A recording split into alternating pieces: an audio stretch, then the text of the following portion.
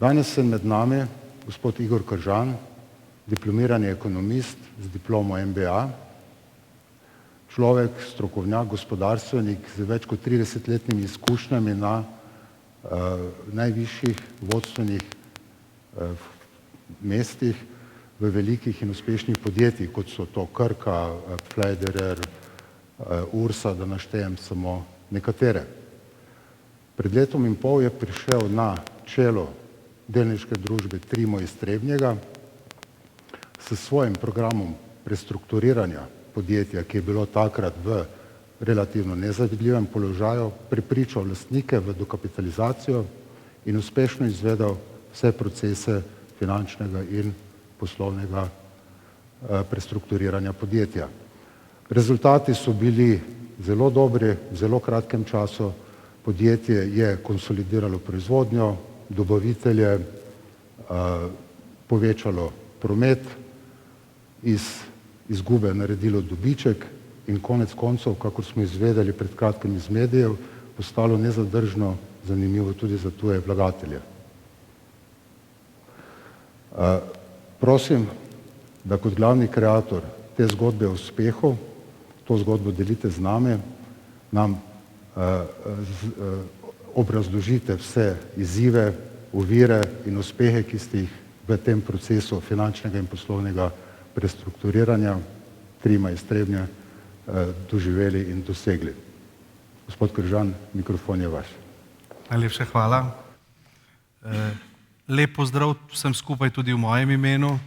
Vesel sem, da ste se odzvali v takšnem številu in da vas ta primer tudi zanima. Lahko rečem, da sem počaščen, da sem danes med vami in vi ste prvi, s katerimi to zgodbo v celoti po epilogu, kot veste, ki se je dogodil ta ponedeljek, delim z vami.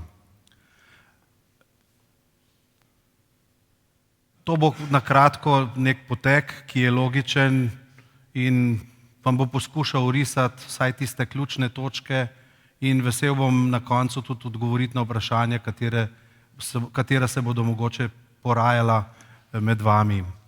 O sebi je bil že dovolj dober uvod, tako da ni potrebno veliko besed. Mogoče zanimivo sem to, nekaj kar znanih firm, med njimi tudi Krka. Lahko rečem, da sem, ko sem bil v Krki, preživel tudi 4 leta v Keniji, v joint venturju v Nairobiju. Sicer je pa več ali manj povedano v tem prezentaciji vse. Praktično gre za 3-4 firme večje, in sicer Jempe Livar, Krka, takrat Pfleiderer AG, to je Krka Novoterem, ki je potem tudi seveda postala Ursa v Sloveniji. Dejstvo je, da je to ista firma, ki se je vmes samo preimenovala. Torej, moje najdaljše obdobje vsekakor v Ursi, vendar na različnih delovnih mestih v različnih državah. Pred enim letom sem sprejel izziv na povabilo določene skupine ljudi preko headhunterjev, da se pridružim Trimu. Vprašali boste zakaj? Zato, ker je bil to velik izziv, zato, ker sem iz istega kraja in po svojem mi tudi ni bilo vseeno, kaj se zgodi s Trimom. Seveda to ni bilo naključno, lahko rečem, da mi je kar nekaj prijateljev pomagalo, da smo preštudirali cel primer in da smo vedeli, kaj potrebujemo, če želimo preobrati v tej firmi. O Trimu najverjetneje veste zelo veliko, ker v zadnjih letih je bilo pisano veliko in tudi v preteklosti žal je bilo pisano tudi slabe stvari, tako da je čas, da vam orišem tisto, kar je v Trimu pozitivnega. Torej, Trimo je kot skupina, ima 55 let izkušenj, predvsem se skozi zgodovino v zadnjem času osredotoča na rešitve za ovoj zgradb, predvsem tistih nerezidencialnih, to pomeni ne stanovanjske gradnje, ampak vse ostalo. Smo med največjimi 3 proizvajalci panelov z mineralno volno, kar nas razlikuje od vseh ostalih. Smo pionir na področju ognjevarnih panelov, to se pravi prvi panel, kar boste tudi kasneje v prezentaciji videli, z mineralno volno je bil proizveden prav v Trimu. Imamo več patentov, iznajdb, ki seveda kreirajo trend na trgu in seveda so nam največji izziv. Smo seveda mednarodno podjetje, ravno tako kot vsako veliko podjetje v Sloveniji, ker veliko podjetje v Sloveniji zelo težko uspe, ker je premajhno tržišče, kot veste. Smo tudi med največjimi slovenskimi izvozniki.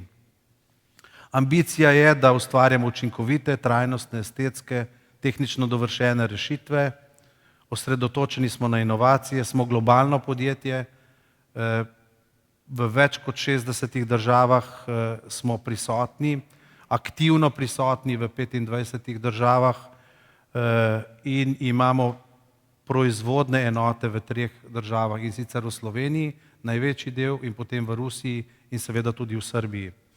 Trenutno je zaposlenih skoraj 800 ljudi, v lanskem letu je bila družba DD ustvarila 67 milijonov prihodkov, medtem ko skupina 111 skoraj. Zelo pomembni smo za lokalno okolje, saj samo v občini Trebnje je 16% delovnih mest v Trimu, direktno. Še s hčerinsko firmo Akripol približno 23% in lahko si predstavljate, kaj bi pomenil propad takega podjetja za lokalno skupnost. Prehod skozi čas, ustanovljeno leta 1961, leta 1974 je bilo prvič se je začela proizvodnja panelov s poliuretanskim polnilom takrat, to je bila licenca takrat prinešena iz Metehna iz Italije. 1987 pa se je skupina odločila, ker je takrat ognjeodpornost bila zelo pomembna, to se pravi, paneli s poliuretanski so zelo izredno gorljivi in Trimo je želel najti nekaj novega in so začeli najprej izdelovati panele s stekleno volno, kasneje pa seveda se je to obrnilo v kameno volno, ki ima določene drugačne mehanske lastnosti, kar je bolj primerno za proizvodnjo panelov. Leta 1989 je bil tudi proizveden prvi kontejner, znani smo bili tudi in smo še vedno znani po trženju kontejnerjev, medtem ko imamo za proizvodnjo outsourcing, to je firma Rem, ki je tudi iz Trebnjega. Leta 1990 je bilo ustanovljeno prvo podjetje v tujini, in sicer v Nemčiji, 2001 začetek proizvodnje v Rusiji, 2007 v Arabskih Emiratih in v Srbiji. V Arabskih Emiratih je bila proizvodnja kontejnerjev, v Srbiji in Rusiji pa ravno tako panelov iz mineralne volne. In seveda kot prvi smo želeli biti tudi tisti, ki smo s panelov izgradili CO2 nevtralno zgradbo, in sicer v Angliji. Leta 2009 pa je uveden nov produkt Kubis One, to so posebni paneli, to je modularna fasada, ki arhitektom in gradbenikom omogoča bistveno več izražanja in graditi bistveno bolj atraktivne zgradbe. Veliko je bilo nagrad v tem zadnjem obdobju, veliko je bilo priznanj. Ena od zelo pomembnih je Red Dot, predvsem to je nagrada na področju dizajna in sicer za ArtMe produkt, katerega boste tudi videli kasneje v prezentaciji. Leta 2013 pa je poleg seveda panelov iz mineralnih polnil in modularnega sistema Kubis One tudi patentiran fasadni sistem Kubis Air. Kubis Air je seveda steklena fasada oziroma okna, niso ravno okna, ampak stekleni del, ki prepušča svetlobo in sicer v 3 variantah, kar vam bo pozneje tudi pokazano. To se pravi, zgoraj je proizvodnja v Trebnjem, tukaj so 4 linije, in sicer 2 linije panelov, 1 linija Kubis One in 1 linija Kubis Air, proizvodnja v Srbiji in pa tudi v Rusiji. Kateri so naši produkti? Najvažnejša sta Trimoterm, to so ravno te paneli, ognjevarni fasadni sistemi. katerih lastnosti bom orisal malo kasneje. Potem je trimoval, to je samo pločevina, ki se uporablja v različnih profilacijah seveda samo za zunanjo zaporo določenih proizvodnih kal, kjer seveda sprememba temperature ni pomembna in je praktično v upadanju. Praktično danes je tega zelo malo, gre samo za določena skladišča, ki so na odprtem.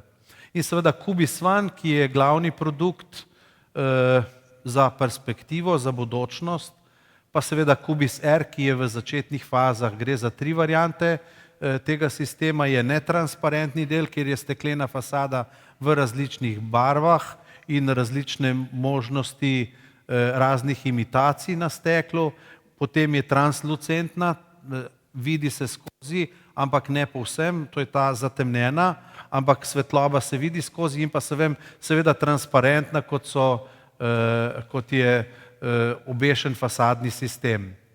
Smo proizvajalci oziroma prodajamo modularne enote, ne samo en kontejner kot tak, ampak največkrat različice, ki omogočajo tudi, ki so zelo ugodni za bivalne prostore, še posebej danes, ko je ta azilantska problematika, je zelo velik trg, še posebej v Nemčiji.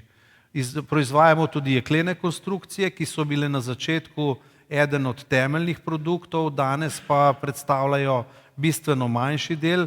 Nismo jih pa ukinili zaradi tega, ker pomenijo osnovo za uporabo tudi ostalih fasadnih sistemov, kot so Trimoterm ali Cubisvan, in nam omogočajo ponuditi celovite rešitve.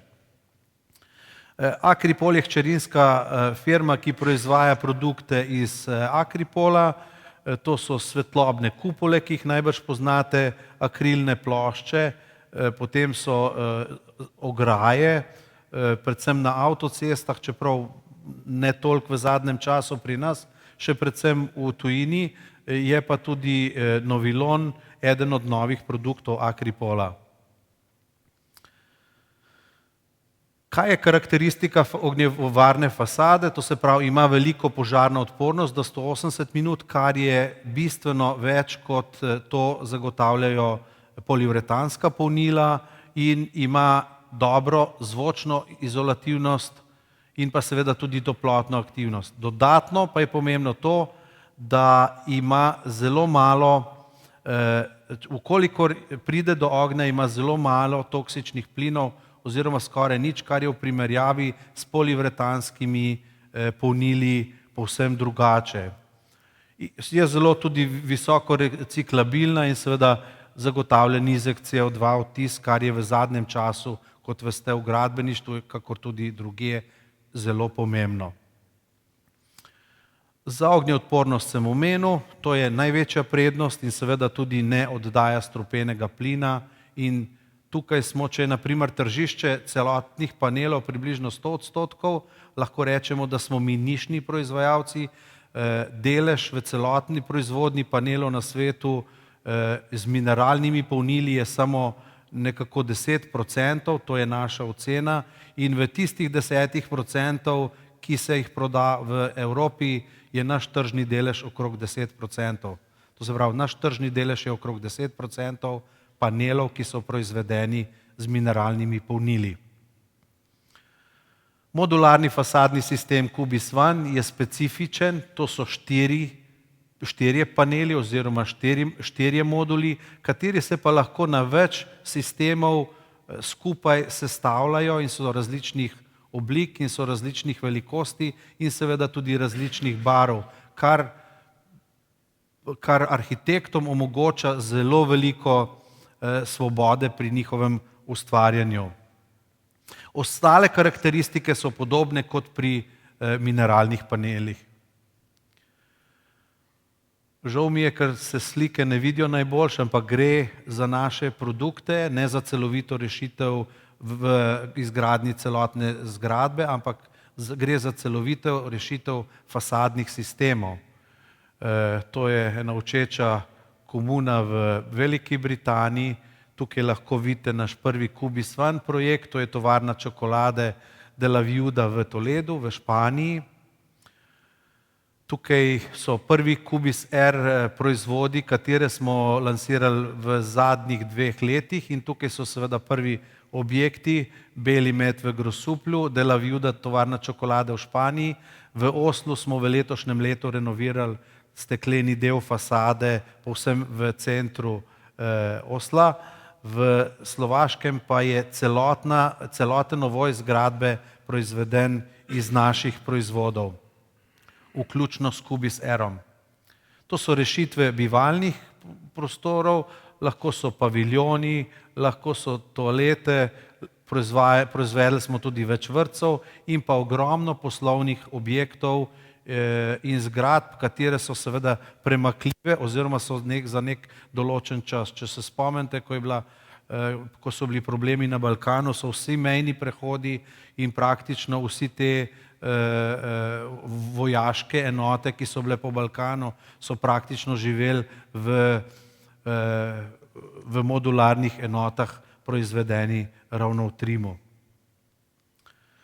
Jeklene konstrukcije od najbolj prestižnejših proizvodov na tem mestu so ravno letališča, ta je v Jerevanu in pa sodelujemo na področju jeklenih konstrukcij predvsem z našimi strateškimi partnerji, ki želijo naše celovite rešitve, eden od teh je tudi MAN. Drugače smo pa zelo veliko v energetiki, predvsem v črpanju nafte okrog in okrog sveta in praktično tam, kjer se nova črpališča odpirajo, mi sledimo določenim investitorjem, še posebej Chevronu. Vzponi in padci niso samo v človekovem življenju, ampak še posebej v firmah.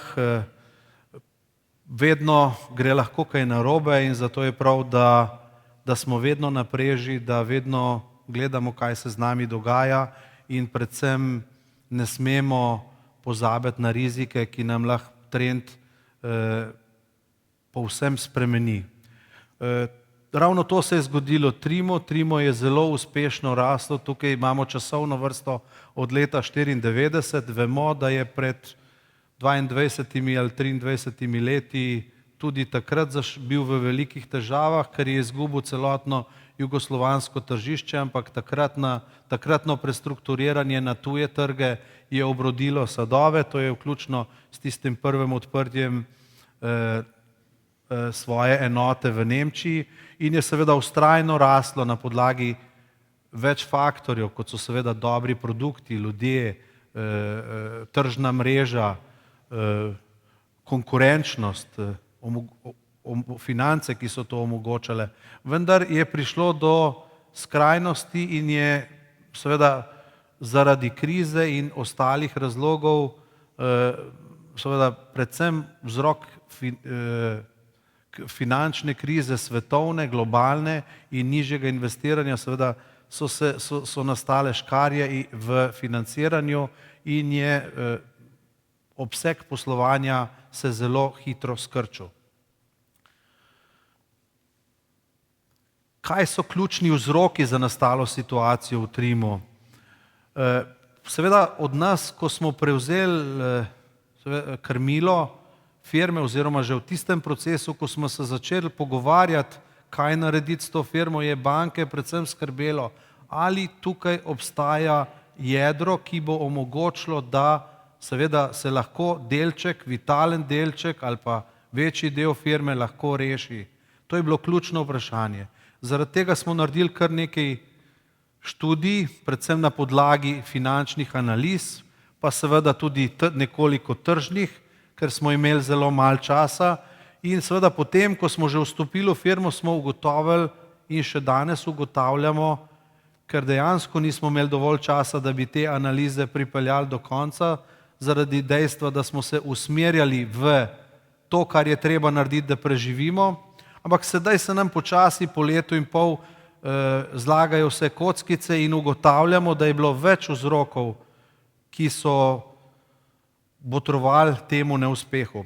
Poleg seveda krize, Ugotavljamo, da je bilo zelo nesistematično nadzorovano delo hčerinskih družb, kjer se je v preteklosti praktično izgubilo kar 17 milijonov evrov. Še danes imamo odprte stvari, veliko se jih je odpisalo skozi proces prestrukturiranja, ampak naprimer družba v Arabskih Emiratih, kjer ni zakonodaje o stečaju firm, še vedno lebdi več kot 3 milijone evrov, ki si jih mi ne moremo in ne smemo privoščiti, da bi jih zaprli. Če bi tam obstajala zakonodaja, stečajna zakonodaja, bi seveda to firmo enostavno spustili v stečaj, vendar tam nam zakonodaja ne pušča tega in mi smo samo poplačali, naprimer tam delavce in poplačujemo še prosto carinsko cono, vse ostalo obveznosti do dobaviteljev pa naprimer nismo plačali, ker enostavno si v tej fazi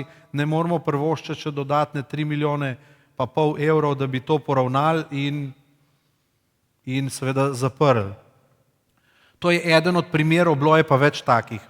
Izvedeni finančni inštrumenti, ne vem koliko od vas se spomnim, da je bilo veliko afer, kjer so določeni ljudje promovirali te izvedene finančne inštrumente, ki se seveda zelo dobro uporabljajo v finančnem svetu za pokrivanje rizikov pred tečajnimi tveganji, ampak to, kar se je delalo v Sloveniji, ni bilo temu namen je bilo samo špekulacija, da se zasluži še na tržnih, na tečajnih razlikah. Seveda, žal se je takrat in še vedno se obrača to v napačno smer in Trimove je v tej zgodbi izgubil 20 milijonov evrov. Ključna zadeva med temi je seveda tudi menedžerski odkup. Kot veste, smo bili v fazah privatizacije. Na začetku so bili tisti prvi koraki privatizacije, kjer se je želelo polastiti samo en delež podjetja in ga to skozi to obvladovati, potem pa so se seveda apetiti v poplavi denarnih sredstev povečali in od leta 2007 naprej se je želelo koncentrirati lastništvo praktično v družbi pooblaščenki in ta proces menedžerskega odkupa je bil izpeljan in tudi večinski delež je potem prevzela ta družba, takrat je bil to Trimo Investment, ampak seveda to je bilo tudi povezano z vezanimi posli v lastništvu.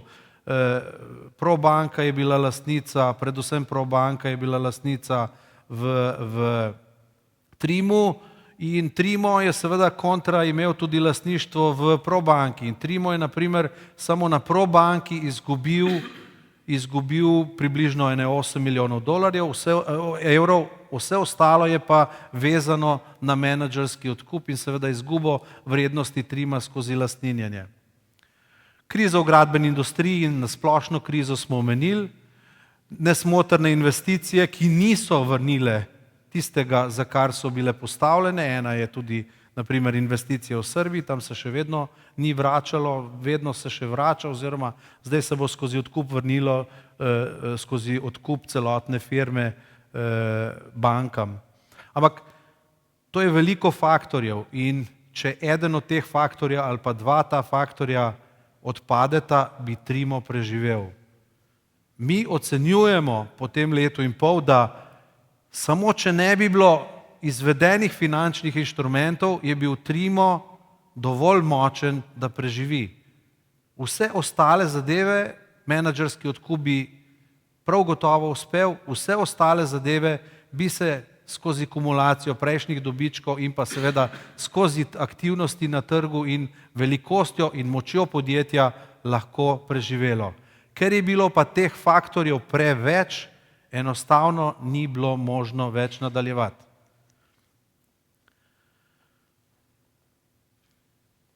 Drugo vprašanje je bilo, kako na trgih, kje smo in tukaj nam je ravno Deloitte pomagal. Mi smo ugotavljali, dobro, tržišča so padla, ne? Aktivnosti v gradbeništvu so zanihale, ampak kot vidite, so zanihale bistveno manj kot Trimo. Trimo je zanihal zaradi finančne nesposobnosti, zaradi tega, ker so škarje med prometom in med velikostjo kreditov so se zožile in seveda breme obresti in pa breme odplačil dolgov je bilo prehudo. Prišlo je do likvidnostne krize in seveda tudi do insolvence. Ampak seveda tukaj vidimo, da gradbeništvo ni toliko padlo. Vidimo, da ima oziroma da je možnost, vkolikor se sanira finančna situacija, je možno sanirati tudi firmo. Seveda ob določenih predpostavkah in ne kar samo po sebi. Tukaj vidite promet skozi zadnja leta, torej bil je tudi 160 milijonov leta 2007, takrat je bila največja euforija, takrat se je začel izvajati menedžerski odkup in seveda pripeljal tudi do večinskega lastništva. Potem pa kriza in vsi ostali dejavniki pripeljejo promet pod 80 milijonov evrov, medtem ko je, poglejte, če pogledate, tukaj je bil, ne vem, zanemarljivo visok nivo zadolževanja. Še leta 2006, od 2007 naprej pa vidite, da je zadolževanje šlo sam na DD-ju prejetih novih kreditov pod 50 milijonov, medtem ko skupina v celoti je bila približno 60. To je bilo preveliko breme. Škarje so se zaprle, likvidnostnih sredstev je seveda bilo iz dneva v dan manj in seveda to je botrovalo, da se je zadeva začela ustavljati. Tukaj vidite, kako se je skozi to obdobje lastništvo povečevalo. Tukaj je prišlo do izsiljevanja med Probanko in menedžerji znotraj, oziroma lastniki, niso bili samo menedžerji, in seveda tukaj je prevzelo lastništvo od leta 2007 do 2012, pravzaprav v letu 2007 je bilo prevzeto večina podjetja, kar je seveda stalo podjetje približno 30 milijonov evrov, kot smo prej slišali. Seveda, to je eden od faktorjev, drugi faktor je pa IFI, to se pravi skupaj 50 milijonov in vsa tista vrednost, ki je bila skozi 50-letno obdobje ustvarjena, je bila v parih letih potrošena. Od leta 2007 pa do leta 2012 je vrednost podjetja iz tistih 50 milijonov evrov padla na nič. Tukaj lahko vidite potem seveda rezultate v zadnjih letih. Kot vidite, leta 2010 je bil še rezultat pozitiven, tukaj v številkah, ampak je bila velika mera kreativnosti že. Mi ocenjujemo, da je v 2009-2010 bila že velika mera kreativnosti, da se je pač z manipulacijami skozi računovodsko možne manipulacije priredilo rezultate, medtem ko je breme padca aktivnosti in pa pomankanja likvidnostnih sredstev oziroma zmanjševanja likvidnostnih sredstev pripeljalo do tega, da seveda dobički so potem povsem padli. Tukaj so sledili seveda veliki odpisi, zato smatramo, da je bilo to že iz preteklih obdobij. Seveda je rekonstrukcija tega bi bila prezahtevna oziroma predraga, tako da mi se je nismo lotili. Lotili smo se pregleda nekaterih določenih poslov, kateri še niso dobili epilog, ampak ključno je povedati to, da smo mi še v lanskem letu odpisali, mislim, da v letu 2013 je bilo odpisanih približno 16 milijonov, v lanskem letu smo pa odpisali še 8 milijonov pa pol. In v letošnjem letu tudi približno še kakšen 1,5 milijona, kar boste tudi videli v rezultatih kasneje.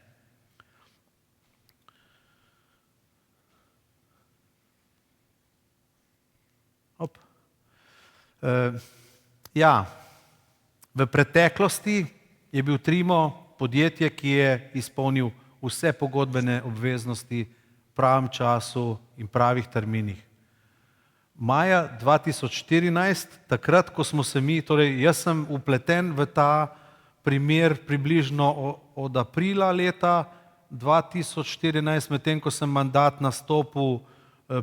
julija 2014, mi smo takrat naredili vse te študije, jasno povedali bankam, kaj potrebujemo, kar vam bomo tudi razložili, kar vam bom razložil, ampak takrat, ko smo se pogovarjali, kaj je treba narediti, da firma ponovno zaživi oziroma da se vrne nazaj proti življenju, je imela družba 1,9 milijona evrov zamud iz naslova zamujenih dobav, s tem, da morate vedeti, da so se praktično naročila že bistveno zniževala in takrat so zapadle obveznosti, mislim, da skupno je bilo obveznosti približno 10 milijonov, medtem ko je bilo zapadlih obveznosti že 8,5 milijona.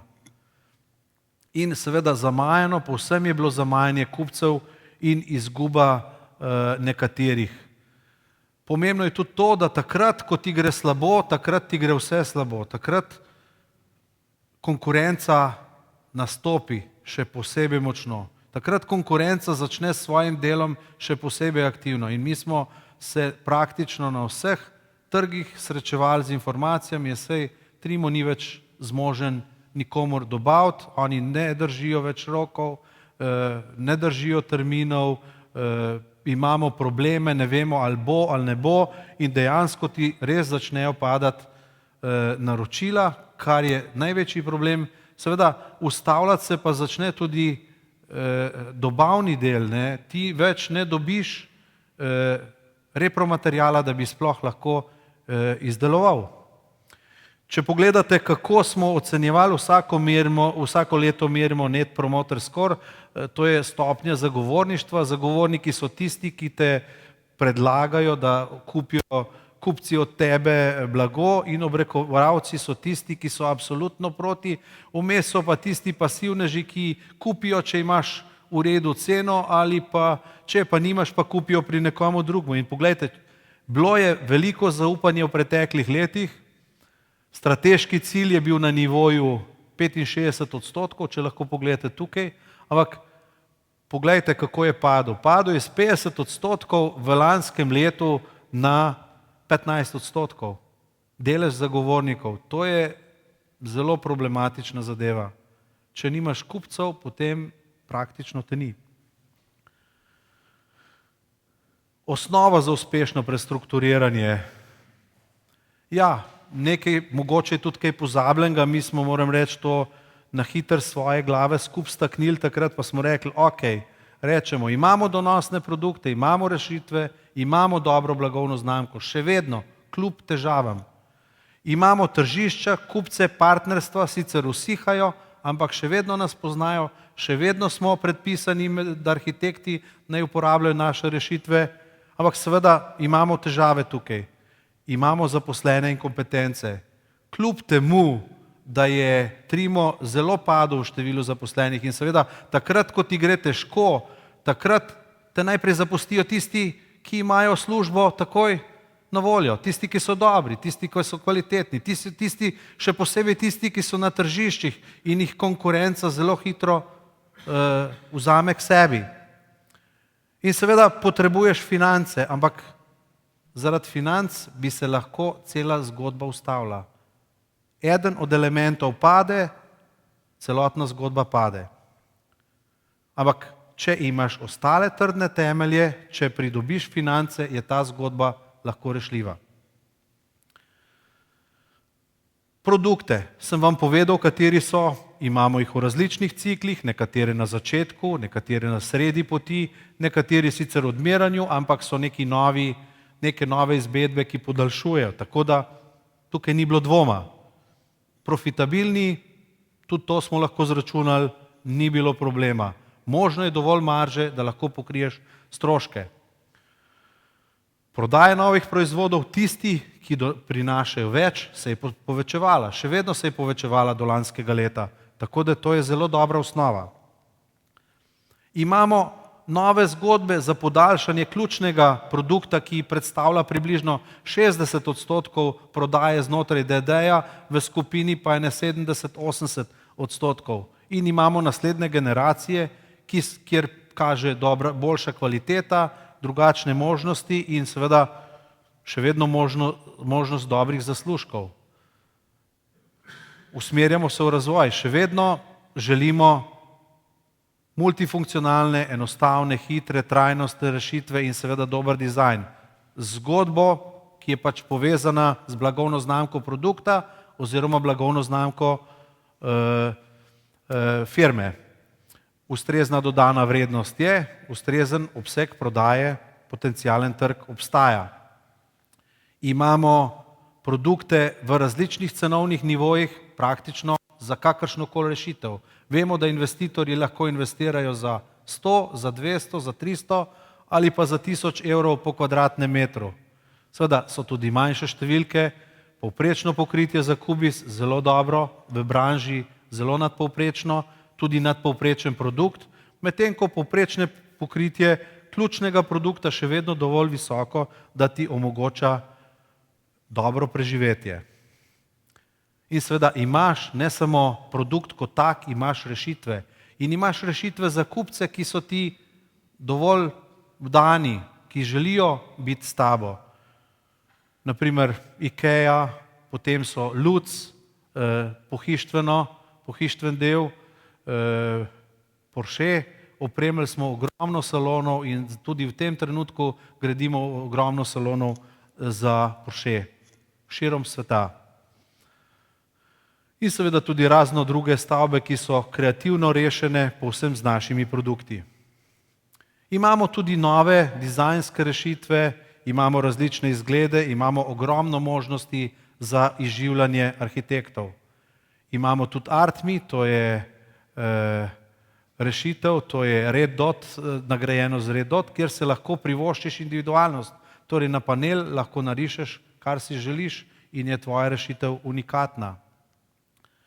To je tudi primer tega, tukaj je Mlečna pot, to je na centru astrofizike v Veliki Britaniji.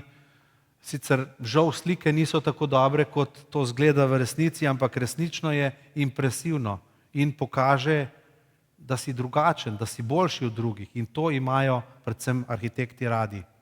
In seveda tudi rešitve z lučmi, kar na nekih objektih in pa seveda specialna rešitev tudi za enega od naših ključnih kupcev kontejnerjev in rešitev mobilnih solucij v Ameriki. Torej imamo produkte, imamo tržišča. Osredotočeni smo predvsem na zahodno in severno Evropo, vzhodno Evropo iz Moskve oziroma bližine Moskve, kjer imamo tovarno in centralno in južno Evropo iz tovarne v Šimanovcih pri Beogradu.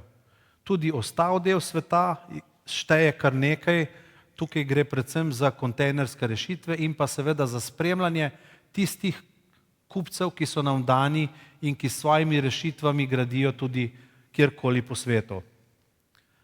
To so naši tržni deleži, ki se niso bistveno spremenili, nekoliko so zanihali v zadnjih 2 letih, ampak smo še vedno močni.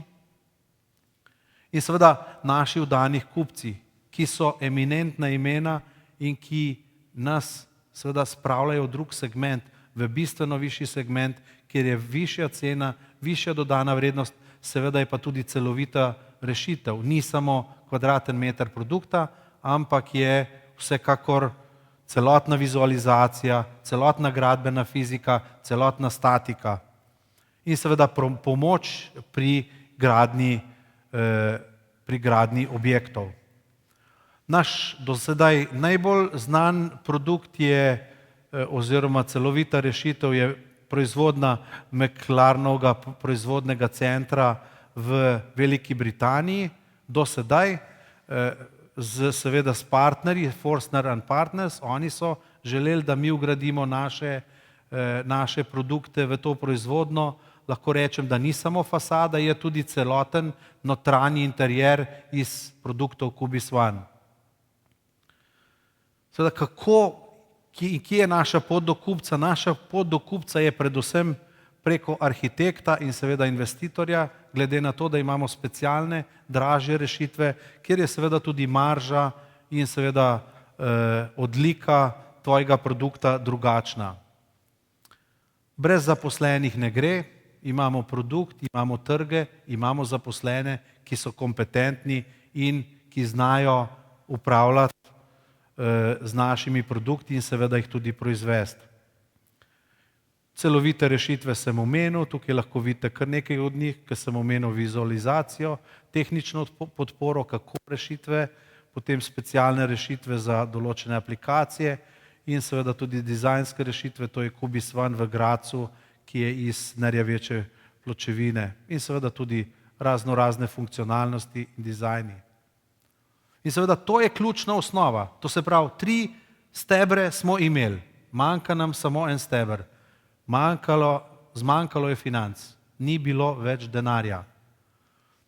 In seveda pri nas obstaja posebna zakonodaja, kjer seveda ko insolvenca iz razloga kapitalske neustreznosti, to pomeni, da je nakopičena bilančna izguba več kot polovica osnovnega kapitala in to se je zgodilo v letu 2013. Takrat so banke naredile seveda razlastninile lastnike, tedanje lastnike, ne vse, samo ključne, tistih ključnih 5, ki so imeli večinski delež in seveda šle v dokapitalizacijo najprej v višini praktično 4 milijonov evrov, kar pa ni bilo dovolj, ker je bila narejena še ena revizija in ugotovilo se je, da je kapitala bistveno premalo, zato je prišla še do druge kapitalizacije v začetku leta 2014.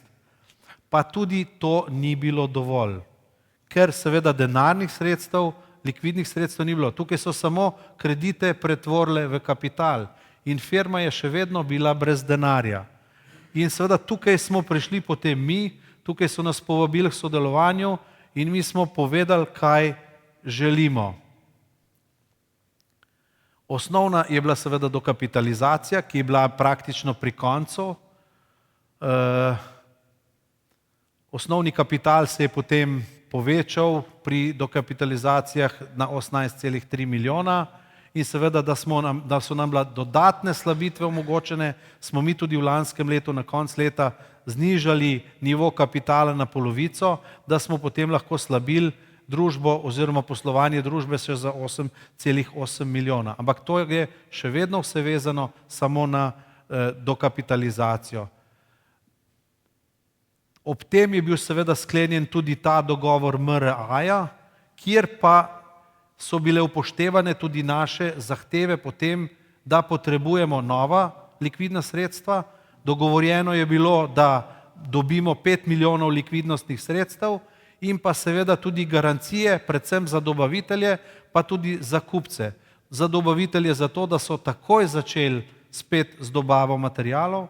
Ko smo izdali bančne garancije, smo takoj bili oskrbovani predvsem s pločevino, pa seveda tudi z mineralno volno in dodatki, tako da smo takoj lahko zagnali proizvodnjo. Poplačali smo nekaj starih grehov, medtem ko smo rekli, da bomo skozi obdobje polovice leta do konca leta te dolgove bistveno skozi poslovanje znižali, kar se je seveda tudi zgodilo. Dejstvo je, da smo celoten garancijski potencial, ki je bil na začetku našega prihoda na 7 milijonov, povečali na 14 milijonov. To je bila osnova sklenitva MRA-ja. MRA je medbančni dogovor, kjer se uredijo razmerja, kako in kaj in pod kakšnimi pogoji se bo izvajalo finančno prestrukturiranje družbe. In seveda poleg garancijskega potenciala je bil v tem MRA-ju seveda tudi dogovor o likvidnostnem posojilu v višini 5 milijonov evrov, od katerih smo mi do sedaj uporabili samo 3 milijone. Nam je k sreči zadostoval dodaten garancijski potencial 7 milijonov in pa seveda takoj smo odplačali z določenimi diskonti, dobavitelji so bili takoj pripravljeni priskočiti na pomoč, na podlagi garancij so nam takoj dobavljali materijale in na podlagi tega, ko smo rekli, imamo v žepu 3 milijone, koliko nam date popusta, da vam takoj plačamo vaše zapadle obveznosti. Seveda, če veste, da jih je bilo 8 milijonov, ampak tega nismo javno povedali, mi smo imeli pa samo 3 milijone, se točno ve, da nismo mogli vsega poplačati, ne? Ampak izkoristili smo potencial toliko, kot smo imeli, ker smo računali, da bomo z tistih 2 milijonov zapadlih naročil, ki smo jih takoj želeli izpolniti, smo rekli, iz tistega prihodka in iz tistega finančnega toka bomo poravnali še zapadle obveznosti nekje do konca leta in smo seveda tistim, ki smo takoj poplačali, je bila končana zgodba, z ostalimi smo se pa dogovorili za nek reprogram, dokdaj in kako bomo poravnali dolgove. Torej, denar je bil ključen problem, denar je bil zagotovljen s to pogodbo medbančno, medbančna pogodba je uredila, da smo dobili likvidna sredstva, medbančna pogodba je uredila to, da smo dobili garancijski potencial in to je bila osnova za nadaljne delo. MRA je tudi vseboval oziroma vsebuje še vedno dogovor, da seveda banke se združijo, poskušajo rešiti firmo in jo potem prodajo na tržišču. V tistem času bi za nedelujoče podjetje dobili verjetno nekje 10, mogoče maksimalno 15 milijonov evrov. Dogovor z dobavitelji sem ga omenil, povedal sem vam, kakšen je bil princip, to je bila ključna stvar po pridobitvi garancijskega potencijala. Kot vidite, takoj smo dali 3,5 milijonov teh garancij, medtem ko danes mislim, da jih praktično ni več. Mislim, da je samo še 500 tisoč, vsi ostali nam že dobavljajo na odprto, brez kakršnih koli garancij. Ključni kupci, brez kupcev sem rekel ne gre, ampak kupci so obstajali, kupci so bili, ko smo mi povedali, kakšen je naš plan restrukturiranja, mi smo se z njimi dogovorili, rekli smo, bil je povečan kapital, dobili smo likvidna sredstva, dobili smo to, mi od danes naprej lahko ponovno normalno vam dobavljamo blago in naročila so se počasi začela povečevati, seveda zelo aktivnim delom naših prodajalcev na vseh tržiščih. Še posebej smo obdelali strateške partnerje, ki so nam ponovno začeli zaupati. Je pa še en problem, vsi pogledajo na boniteto dobavitelja. In ko si v slabi situaciji, ko pogledajo boniteto dobavitelja, vidijo, da nimaš možnosti, da si zelo omejen. In smo tudi uporabljali bančna pisma, kjer smo napisali, da smo v bančnem prestrukturiranju, da imamo te in te možnosti, garancij in da dobavljamo od zdaj naprej normalno, kar nam je zelo pomagalo, ne pa povsod. In seveda začeli smo s pridobivanjem novih kupcev, še posebej v tistih segmentih, kjer so dodane vrednosti večje. Seveda poleg finančnega prestrukturiranja, ki je bila osnova, je sledilo tudi organizacijsko, struktura je bila dovolj velika, obveznosti so bile kar velike na več področjih in seveda ni dovolj, da ti samo pridobiš denar, moraš pogledati, kako ga boš najbolj pametno uporabil in kje boš kaj prihranil. Število zaposlenih smo znižali, spremenili smo organizacijsko strukturo zaradi tega, da bi bolje obvladovali celotno grupo, znižali smo število zaposlenih za 8% in začeli smo se ukvarjati z optimiranjem internih poslovnih procesov, od nabavnih virov, obratnega kapitala, sistema planiranja. Začeli smo s projektom vitke proizvodnje, ki nam danes daje že velike rezultate in moram reči, da je tukaj tudi ena od zelo dobrih internih zgodb, ki smo jih naredili v tem času. Potem smo seveda začeli sanacijske postopke za ostale proizvodne družbe, tukaj nismo še povsod uspešni, zelo smo uspešni v Srbiji, kjer smo do takrat skozi družbo v izgubi že obrnili v družbo, ki proizvaja, mislim, ki dela z dobičkom, medtem ko imamo več težav v Rusiji. V Rusiji imamo pa več težav iz več razlogov. Ena od teh je, da nismo 100% lastnik, da smo samo 51% lastnik in da družbe povsem ne upravljamo sami, oziroma sploh nimamo v menedžmentu našega predstavnika že par let in ker nam je bila največja prioriteta do danes, smo seveda pustili to malo ob stran zaradi težav znotraj grupe, ki jo sami obvladujemo, medtem ko nas ta del še čaka. Ključno je bilo vodenje in nadzor hčerinskih družb, tudi tukaj še ni zgodba povsem narejena, tudi tukaj nas čaka še veliko dela in seveda optimizacija tržne mreže s fokusom na cilje trge.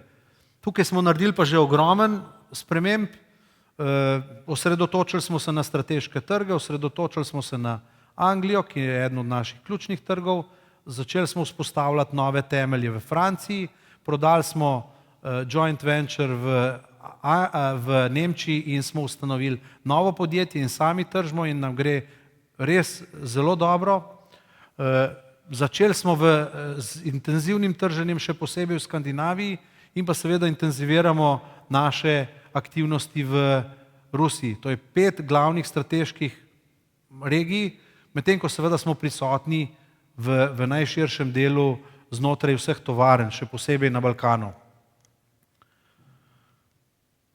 Prejšnja struktura je bila takšna, ki je bila zelo centralno vodena iz uprave po vseh linijah navzdol, medtem ko smo se mi dogovorili, da bomo šli na mrežno, torej da ne samo da uprava nadzira vsakega praktično od odgovornih, ampak želeli smo, da vključimo širši krog v upravljanje in nadzor družbe in smo naredili mrežno, kjer sektorji ne nadzirajo samo delniške družbe v Trebnjem, ampak so odgovorni tudi za aktivnosti v vseh hčerinskih družbah. Na nekaterih področjih nam je to že uspelo, imamo pa določene težave na določenih področjih, kot so računovodstvo, finance, zaradi tega, ker v podporo procesov in optimiranje procesov ni bilo izvedeno. In teh optimiranje procesov ne samo na nivoju delniške družbe v Trebnjem, ampak na nivoju koncerna se lotevamo v zadnjih mesecih. Seveda, vse ni moglo preživeti. Preživelo je zdravo jedro in odločili smo se, da bomo financirali in držali tisti del firme, ki je ključen za nadaljni razvoj.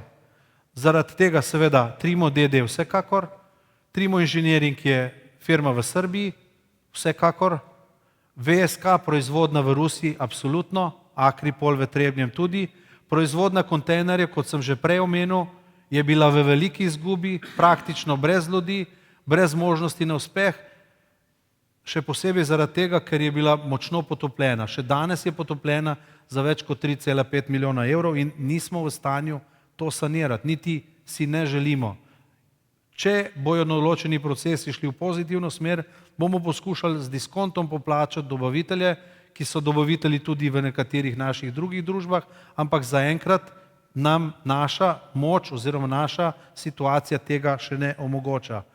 Tudi o tem smo se pogovarjali, kot veste, zdaj z novimi lastniki, ampak smo odložili to za nekaj časa, da stabiliziramo in da pripeljemo ostale enote v tisto pravo kondicijo, ki jo rabimo za nadaljno rast. To so predvsem podjetja za trženje, građenje je šlo v stečaj, tudi kar nekaj obveznosti, še posebej do matere, ne do kogarkoli na Hrvaškem.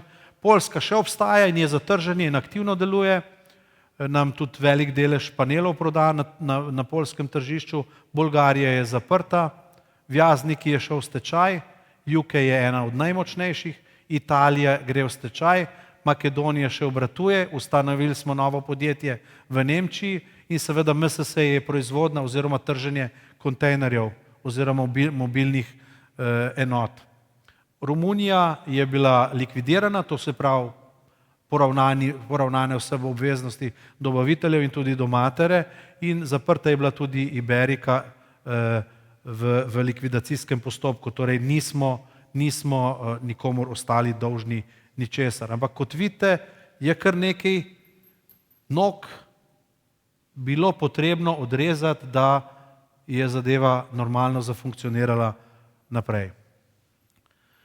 Tudi število zaposlenih se je seveda kar nekaj zmanjšalo, v celotni grupi nas je danes približno 760, nekaj več zaradi tega, ker se je obseg poslovanja precej povečal, še posebej na nivoju slovenskih družb in imamo kar nekaj outsourcinga, tako da nas je nekaj več kot toliko. V Sloveniji 464 na 348 od leta 2010, ampak saj pravim, zdaj nas je nekaj več. Medtem ko lahko povem to, poglejte, kaj se je naredilo. V prodaji, nabavi in marketingu se je na nivoju DD-ja zmanjšalo iz 90 na 60 ljudi, to se pravi, kar nekaj tržišč je ostalo brez svojih predstavnikov, kar je zelo problematično. Ampak smo po drugi strani do danes že uspeli nadoknaditi to številko zaenkrat z agenti in smo šli na takšne dogovore, da je njihova plača vezana na rezultat in da nas s fiksnimi stroški ne obremenjuje, ker se bojimo, da ta naša rast še nima toliko trdne osnove, da bi bila konstantna in da bi tako hitro rasla, kot se sedaj aktivnosti dogajajo. Prisotni smo praktično povsod, še posebej je za nas pomembna Zahodna Evropa, tukaj tudi največ zaslužimo. Tudi Severna Evropa se krepi, Centralna in Južna Evropa tudi, ampak v manjšem obsegu, tukaj so obsegi manjši, kjer je razdrobljenost držav bistveno večja in nastop tudi bolj kompleksen. In seveda Vzhodna Evropa znotraj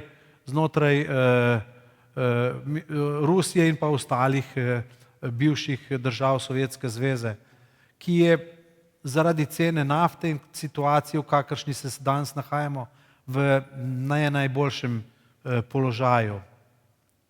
Ampak, kot veste, je pri nas sezona, je zima, je poletje. Zaradi tega smo veseli, da smo edni od 35 podjetij, ki so internacionalizirani v Sloveniji. Mi smo eno izmed, po zadnji študiji o internacionalizaciji v Sloveniji, eno od 35 podjetij, ki lahko globalno obvladuje tržišča. In to nam omogoča prehod na nova, dodatna tržišča, ki naj bi nam v prihodnjih letih znižale sezonskost. To pomeni, ko je pri nas zima, je na nekem drugem delu zemeljske poloble poletje in je gradbeništvo v razcvetu. Želimo kar nekaj takšnih trgov osvojiti in to je tudi naša preokupacija.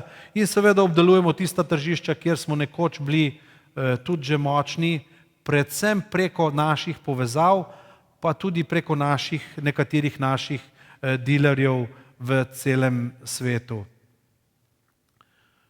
Kot sem omenil, smo okrepili Skandinavijo, Veliko Britanijo, iščemo nove segmente, imamo novo podjetje v Nemčiji, v Poljski smo tudi okrepili ekipo, praktično v Franciji začeli na novo, skupaj s Svanom in Balkan tudi sedaj poskušamo, kar se najbolj da pospeševati, ker nam je konkurenca vzela kar nekaj tržnega deleža.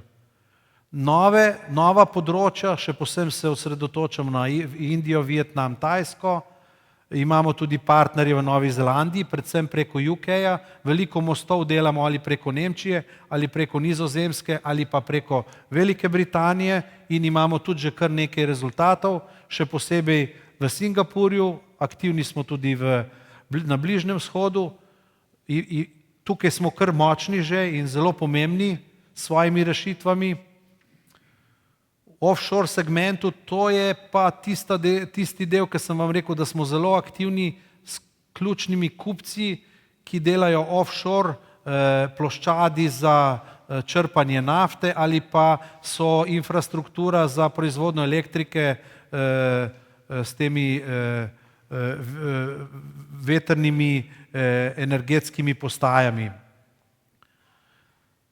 Iščemo pa tudi še posebej v energetiki in tam, kjer je seveda naša prednost dobrodošla, nove strateške kupce.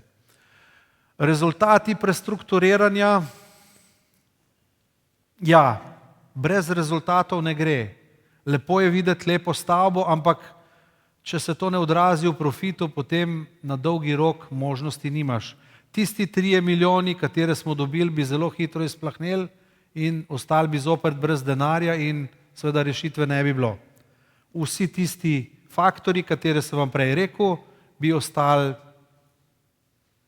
nepomembni, če ne bi imeli dovolj marže in če ne bi že v lanskem letu imeli EBIT, praktično dobiček na nivoju 3,6 milijona, letos je v 11 mesecih 5 milijonov in EBIT-a lani na nivoju 5,6, še posebej zelo aktivno v drugi polovici leta in letos do sedaj 6,8 milijonov. To kaže, da je bilo dovolj zdravega temelja, da smo lahko zadeve ob seveda določenih predpostavkah potegnili iz krize. Letošnja napoved, EBIT zaradi čiščenja nekje na nivoju 5 milijonov in EBIT-a na nivoju 7 milijonov, kar je 8% EBIT-e v današnji situaciji v gradbeništvu je že kar lep dosežek. Če odštejete še 2 milijona pa pol, 1,5 do 2 ali pa 2,5, tukaj nekje se vidi, kar je še očiščenja, bi bil ta odstotek na 10%, kar je pa že zavidljiv rezultat v naši branži. Seveda so naši cilji, segajo više, ampak vse se ne da narediti v letu oziroma letu in pol. Tudi za grupo v letošnjem letu bo nekje 117-118 milijonov prihodkov, EBIT na nivoju 5,4, EBIT-a na nivoju 8,8 milijona evrov, kar je zelo dober rezultat za obdobje, v katerem smo po tem letu. Situacija v nekaterih družbah, problematične so samo še 2 družbi praktično, Poljska zaradi Intercompany, ampak Trimo Rus in pa Trimo VSK, to sta nam težavi, ki nam ostajata za naslednje leto. Ne bežimo pred tem, to, kar piše v časopisih, je res. To so na kratko tisti pozitivni fakti, katere sem rekel. Nekje smo zelo hitro napredovali in to nam je omogočilo rezultate. Pomembno je tudi, da je padel zadolženost praktično na nivo 3,6, med 3 in 4 je normalen dolg, medtem ko na nivoju grupe še vedno 4,8. Izpolnjevali smo vse pogoje prestrukturiranja, ključen je zadolženost, to se pravi, to je v tisti pogodbi o MRA-ju, tako da tukaj ni težav. Te se bistveno zboljšujejo z meseca v mesec in seveda te napovedi, katere sem vam povedal. Rastemo ne samo v prodaji, rastemo v profitu in seveda bo letošnji rezultat zopet pozitiven, kar bo izboljšalo boniteto, kar bo izboljšalo seveda naše temelje za vnaprej. Letno plačamo približno 5 milijonov evrov dajatev, kar je tudi pomembno. To so naše bonitete, v letošnjem letu se je bistveno znižala. Če v lanskem letu so bile priporočene garancije za dobavitelje, lahko vidite, da danes imamo kreditno priporočilo že blizu 1 milijona evrov. Zamud na dobavah ni več, povrnilo se je zaupanje kupcev in seveda zgodila se je prodaja. To je epilog tega finančnega in poslovnega prestrukturiranja v obdobju 1 leta in pol. Če so v začetku letošnjega leta bile ponudbe na nivoju za družbo, tako kot ste omenili, nekje na nivoju 25 milijonov evrov, so se sredi leta zvišale in dosežena je bila kupnina preko 50 milijonov evrov. Lahko vam povem, da moji kolegi so včeraj zasledili v časopisih novico, da Slovenija predvideva v naslednjem letu prodajo 33 družb in za 33 družb predvideva iztržiti 250 milijonov evrov. Torej se je za vprašati, kdaj in pod kakšnimi pogoji se firma prodaja. Prodani smo Poljski in Novi in imamo še strateške, jaz ne bom o tem, ker sem že predolg. Kaj rabeš, smo povedali, močno pozicijo na trgih, učinkovite poslovne procese, obratni kapital in stabilno finančno okolje in seveda tehnologijo, proizvode, rešitve. In seveda tudi plan za v prihodnje. Planiramo rast med 7 in 15%, še posebej na 2 segmentih, na Trimotermu, na Kubisu in seveda, če je danes firma vredna 50 milijonov oziroma nekaj več, potem bo ta firma vredna, če se vse poklopi z našimi plani, čez 5 let še enkrat več. Seveda banke so se odločile drugače, ampak to je njihova legitimna pravica, oni imajo svoje pravila. Mislimo, da je strateg, ni strateški lastnik, je finančni investitor, ima resne namene in računamo na dobro prihodnost Trima. Seveda štejejo proizvodi, štejejo rešitve in štejejo seveda profiti oziroma uspešnost poslovanja. To je nekaj od projektov, pri katerih smo sodelovali pri ustvarjanju. slovenski, razne solucije po svetu.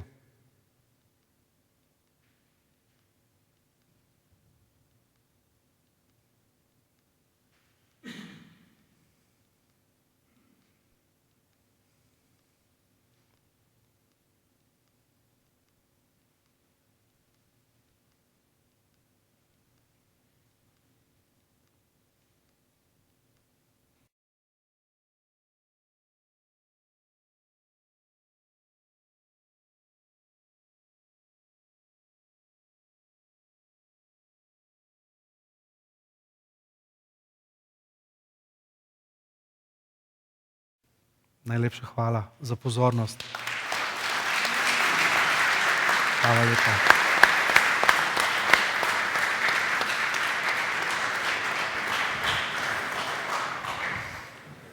Lepa hvala za zanimivo in predvsem zelo poučno zgodbo o uspehu. Hvala vam. Videli smo, da ta zgodba o uspehu je terjala svoje žrtve. Ves čas me tudi od prejšnjega tedna, ker sem 14 dni prej izvedel, da bom se pogovarjal z vami, vmes se je zgodila prodaja, torej tišalo eno vprašanje, morda preuranjeno, ampak vseeno me zanima, kakšen je vaš pogled na to prodajo, glede na dejansko zelo hiter dvig Trima iz PP-ja in predvsem iz projekcij, ki smo jih videli.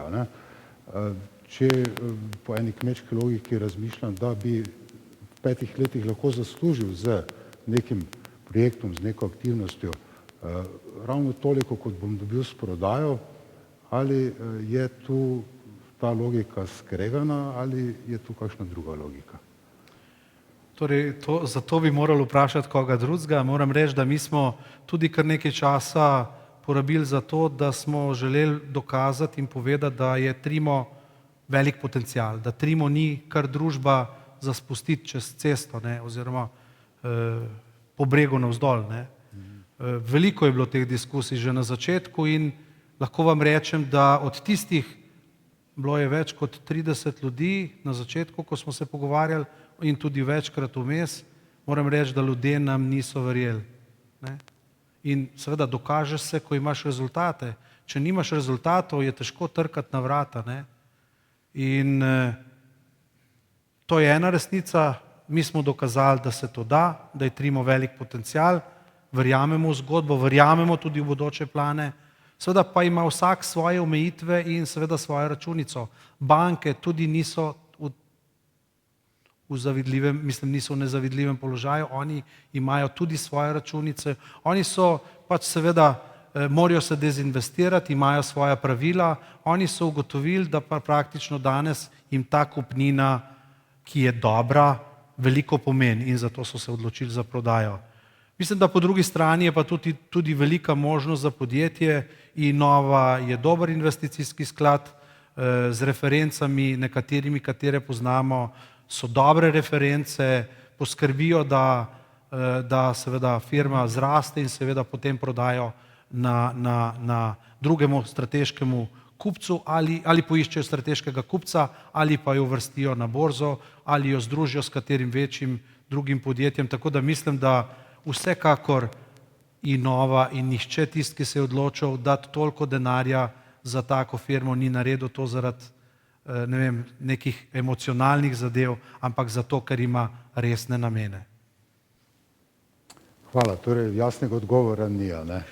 Glejte, jaz sem prepričan, da za v Trimo verjamemo in Trimo ima dobro bodočnost. Zdaj, na kakšen način in v katero smer, jaz težko rečem, ker zadeve niso usklajene, ker nismo imeli dovolj časa, da bi se o tem detaljneje pogovorili. Hvala. Še eno vprašanje glede kompetenc. Vi ste omenili vmes, da so kompetence bile ene izmed ključnih temeljnih kamnov, na katerem ste zgradili ta preboj in ki je ostal in je nastajal nastal tudi pri razvoju podjetja še preden ste vi prišli. Te kompetence so brez dvoma povezane tudi z sistemom izobraževanja, z tem, kdo, kje kaj dela. A iz vaših izkušenj lahko nam, ki smo takšna inštitucija, date kakšen nasvet, oziroma kaj bi pomagalo morda še bolj?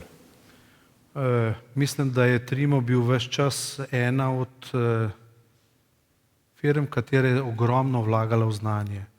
Skozi Trimo se je pretočilo veliko ljudi, veliko energije, seveda je priteklo in seveda tudi odteklo žal, ampak še vedno je zdravo jedro ostalo v zadostnem obsegu, da je bilo možno to narediti. Brez ljudi ne gre, brez stalnega izobraževanja ne gre, brez stalnih razvojnih. Mi imamo še danes, mi smo v najslabšem času investirali več kot 1 milijon evrov v razvoj in to je v lanskem letu. V naslednjem letu in v letošnjem letu tudi čez 1 milijon. V naslednjem letu planiramo še več. Brez tega ne gre. Firma ne more na dolgi rok preživeti brez kvalitetnih, ustreznih kadrov, še posebej brez tega seveda pa tudi vlaganje v razvoj. Trimo ni firma, ki bi zmagala na nivoju masovne produkcije. Trimo mora imeti strategijo diferenciacije, kjer z boljšimi produkti, z višjo dodano vrednost in seveda z določeno nišo, tukaj seveda ni na voljo kar cel svet, da da 3-krat več za fasado kot nekdo, ki pač zelo na hitro rabi določen objekt, ampak tukaj rabiš iskati projekte, kot smo vam jih pokazali. Ne? In to je pomembno. Ne? Tako da vlaganje v znanje, vlaganje v razvoj, to je zelo pomembno. No, to me veseli. A nismo nekaj takega tudi iz Pipistrela slišali, takrat, ko je predstavljal svojo proizvodnjo. Jaz verjamem, da se tudi vam porodilo kakšno vprašanje, vidim tam roko, prosim.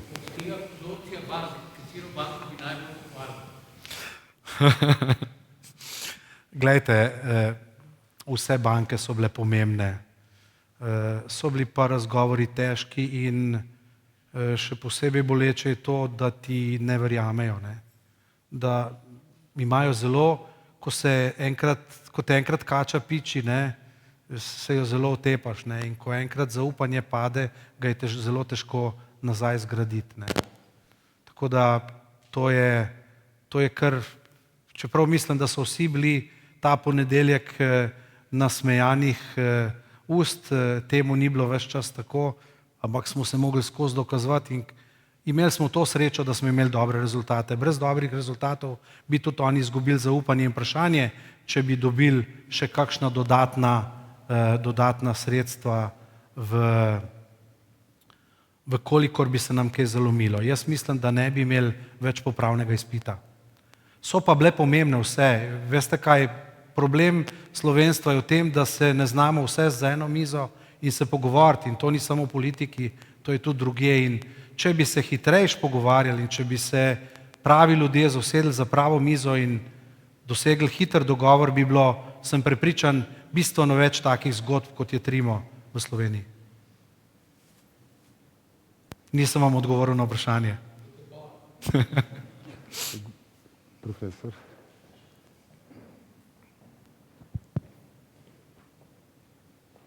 Ja, glede na proizvode, ki jih imate, je jasno, da morate vlagati v razvoj. Ne, si ne predstavljam drugače, kako bi lahko tako podjetje delovalo.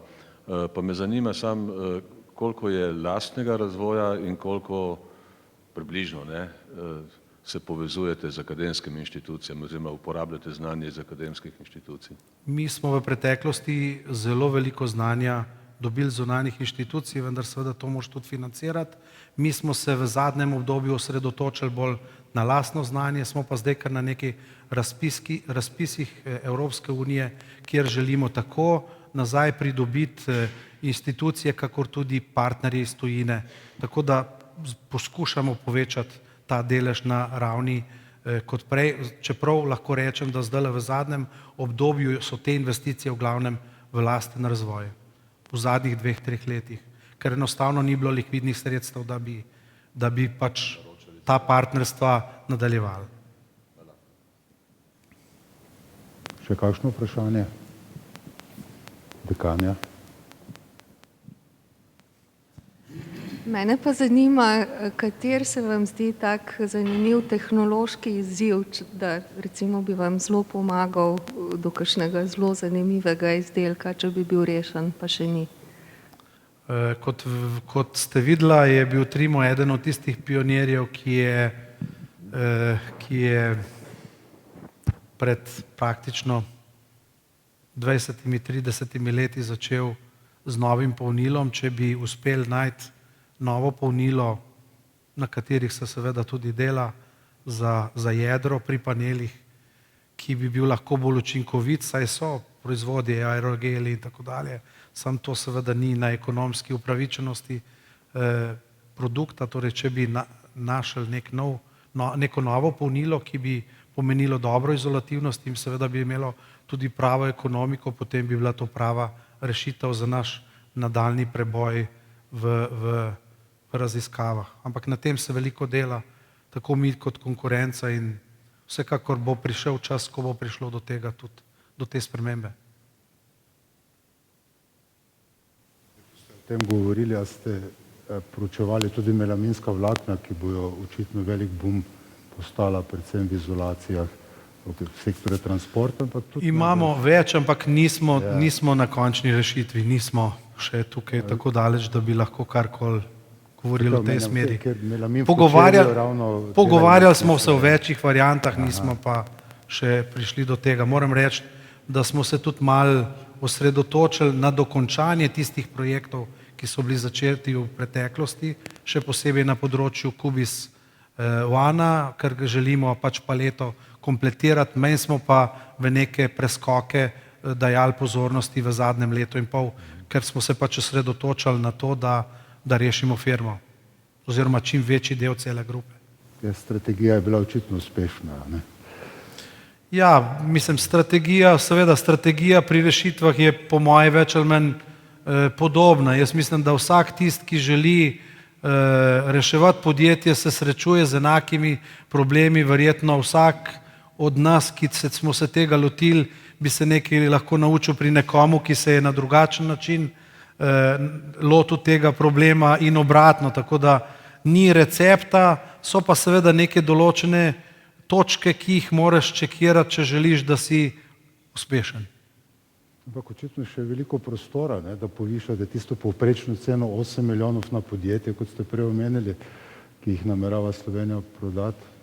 Vam to očitno zelo uspešno gre, ne? Jaz mislim, da je veliko tukaj prostora, seveda želel bi pa, da bi bilo več konsenza in dogovora in tudi, da bi večji krog ljudi bil vključen v to. Seveda pa te more voditi nek zagon, neka želja po uspehu, seveda tudi izkušnje, in jaz sem prepričan, da bo precej, vas je zelo mladih, mogoče tudi lahko kaj delček od tega izkoristilo pri vašem bodočem delu.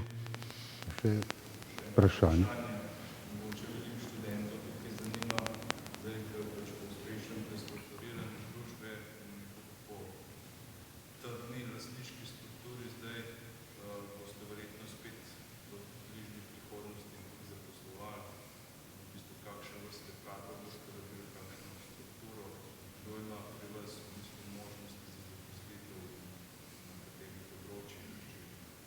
Ja. Pri nas je pač ta krog kar hiter, zelo veliko je fluktuacije, ne? Ampak pretežno rabimo tehnične kadre, strojnike, kemike, pa še posebej tržnike, ampak tržnike predvsem v tujini. Tako da mi tudi načeloma, če se pogovarjamo z nekom mladim, ki želi k nam priti, nekaj smo jih sprejeli v zadnjem letu, najprej seveda se mora zavezati k temu, da je pripravljen tudi v tujino, ne? Samo imeti posel doma v Sloveniji danes ni dovolj. To pomeni znanje tujih jezikov, pa predvsem želja in volja potem, da se dokažeš tudi v tujini, je ena od vrednot, kateri moraš slediti, če želiš dobiti neko zaposlitev v takšnem podjetju. Lahko porečem po drugi strani, da to je velika priložnost, da to je tolikšno podjetje, ki ti nudi naučiti se vse. Ni toliko veliko, da bi bila potrebna ozka specializacija, ampak lahko dobiš zelo širok nabor znanja. Ker če je multinacionalka, potem si ponavadi vedno zelo fokusiran na en del in te pač peljajo tvojo kariero sam po tistem kanalu. Pri nas pa lahko dobiš zelo široka znanja in celoten pogled na delo in pač življenje firme.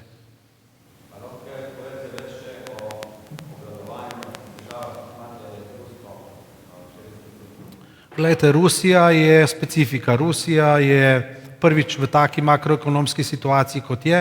Kot veste, tam je glavna zadeva energenti. Cena energentov je zelo padla, to pomeni, da so proračunska in ostala sredstva zaradi negotovosti zelo omejena, to pomeni zelo precejšno znižanje tržišča.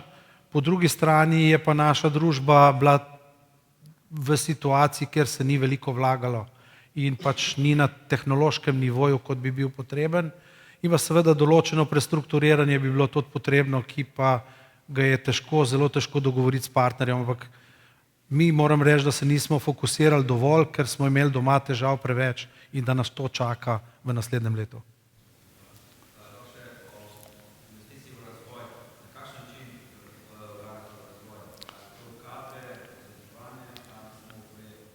Vse pokrivamo. Investicije v kadre, investicije v določene projekte in seveda tudi izobraževanje. Kar nekaj naših sodelavcev je na določenih študijih in pa tudi na drugih izobraževanjih še vedno. To se skozi financira in se ni nikoli ustavilo. Je upadlo, ni se pa nikoli ustavilo. In poskušamo zdaj seveda povečati te aktivnosti. No, jaz verjamem, da je kljub zelo bogati predstavitvi še veliko vprašanj. Jaz mislim pa, da smo v tem hipu izvedeli tisto, kar nas je zanimalo. Izvedeli smo podrobnosti o vašem uspehu, zato vam jaz tudi v imenu univerze čestitam in želim še veliko uspeha ali v Trimu ali pa kje drugje. Seveda pa tudi Trimutu kot takemu, da obstane in rase v Sloveniji in slovenskimi delavci. Najlepša hvala. Veliko uspeha tudi vam, vsem.